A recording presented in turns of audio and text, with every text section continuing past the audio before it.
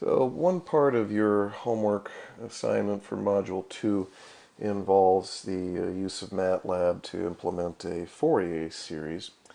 And so what I want to do right now is give you an overview of the problem and what we're shooting for. So what we have here at the top is the Fourier series expression for an even square wave. And in this particular case, we're going to assume the DC offset is 0, so A0 is 0. And then because it's an even square wave, all we have is cosine terms. And the coefficients, which we're not bothering to derive here, are listed at the bottom. In this particular example, we have a 1 second period square wave, and then each harmonic term has a period of 1 over n seconds. So what we can see is that we're going to have to compute one coefficient, namely plus 4 over n pi, if n is 1, 5, 9, etc. And then we compute a different coefficient, namely minus 4 over n pi, if n is 3, 7, 11, etc.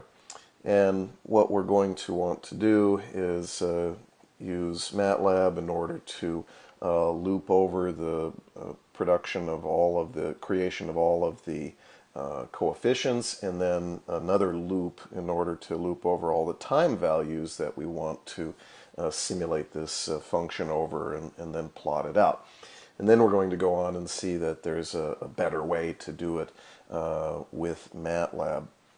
Now, just to give us an idea of where we're going with all this, if we start off and just pick a low number for n, if n is just 3, then we see that we have kind of a square wave, but of course it's not a very good approximation.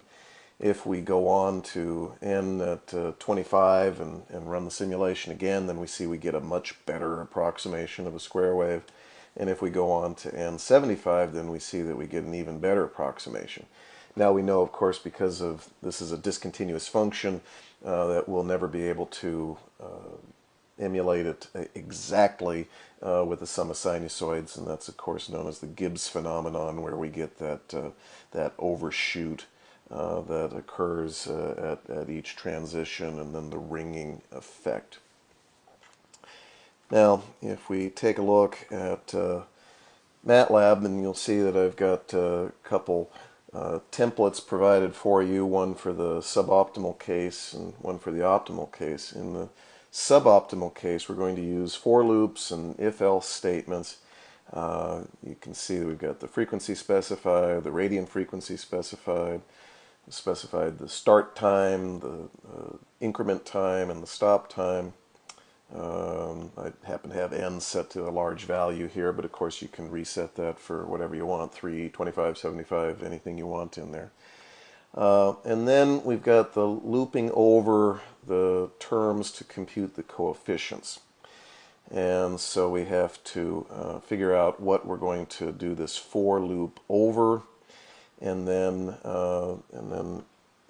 depending on if n is odd, you'll either compute the plus 4 over n pi or the minus 4 over n pi, and then of course for n even the coefficient is 0. So this whole loop will create all of the coefficients. You'll need to fill in some of the details there.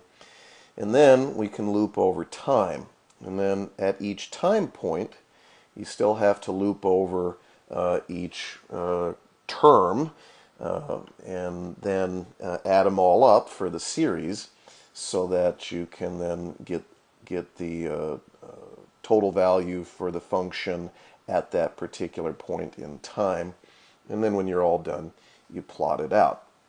Now, it turns out that there's a better way, because Matlab can operate on vectors simultaneously. So the first thing I want you to do is to fill out the details of this suboptimal case.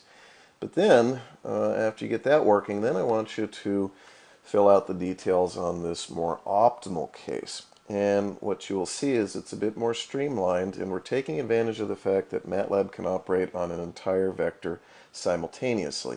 Now, it's the same frequency, same radian frequency, We see that time we're now specifying as a vector, starting at -2, incrementing by 0.001 and going up to 2. It's the same range, same increment we had before, but now we've got time specified as a vector. I have n the same as I had before, but again, that's, you can change that for whatever you want. But then here we have lowercase n, that's the coefficient index. So we have the coefficient indices ranging from 1 up to cap n. Initially set all of the coefficients to be 0, so I'm creating a vector of length n, and it's all zeros. And then we're going to create the coefficient values in a vectorized format. So start off by specifying a subindex, 1, stepping by 4, going all the way up to the however many n's we have.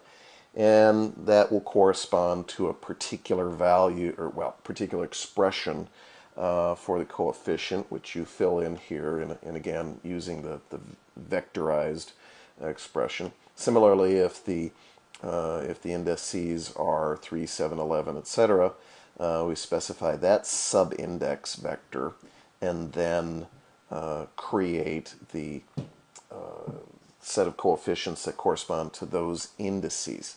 Now you can see that I have specified A and these particular subindices. So this vector will fill in the expression for A index 1, 5, 9, etc. Similarly down here. So when you're done, we have not had to use any for loops, but yet using Matlab's vectorization, we can create all of the indices with just a couple of statements there.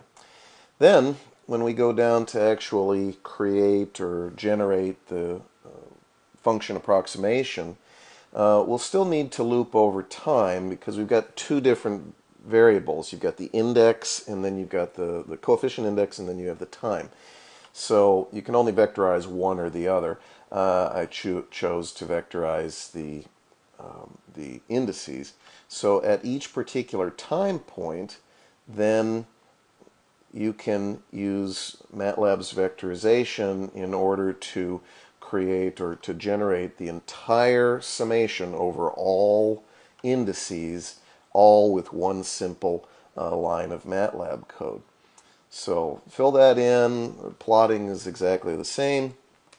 And then if we go ahead and run it, here's what happens. So suboptimal Fourier, I'll use my solution, and it comes back and says that well, it took a little bit of time there, over the 100 terms, get a good representation. It took 0.11 seconds.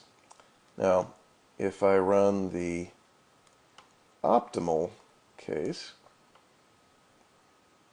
then what we see is it runs in 0.049 seconds. So we see that the optimal case is more than twice as fast as the suboptimal case. Now they both ran fast, but obviously the point is that the vectorization in Matlab is very powerful, and when you get into highly non-trivial programs, then using Matlab's vectorization is very, very powerful technique that you want to be able to use.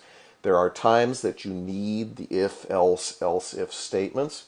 There are certainly times that you need the for loops, but there are also plenty of times when you can take advantage of Matlab's vectorization, and this Fourier example will give you first introduction to that.